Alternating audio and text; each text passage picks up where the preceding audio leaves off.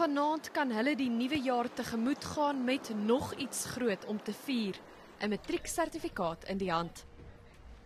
Leerlinge aan privaat skole het uitgeblink en die ouers is klaarblyklik net so dankbaar as hulle spruite. Ek dink die kombinasie van 'n hardwerkende groep onderwysers en hardwerkende kinders, op die einde kry mens resultate wat mens baie bly is voor.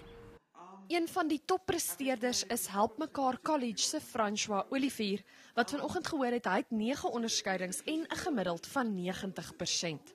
Dit is so rukkie gevat om mooi te registreer, te besef dat ek dit reg gekry het. En toe was dit net groot juiging, champagne, om almal te bel, ons is geluk, regtig 'n spesiale oomblik. Ek gaan rekenaaringenieurs wees by Tikkies. En ek is al van kleins af gek oor rekenaars. Ek gaan hopelik eendag komponente van rekenaars maak, soos die prosessor en so. En na 12 maande van leer en presteer, het die skoolverlaters nou waardevolle raad vir die klas van 2015. Werk. Daar's nie 'n ander uitkom nie, jy moet hard werk. Just don't stress too much, they mustn't overthink and just relax. Must relax, yeah. And they must pray, yeah, definitely. Byna 10,000 leerlinge het vanjaar die onafhanklike eksamenraad se matriek geskryf.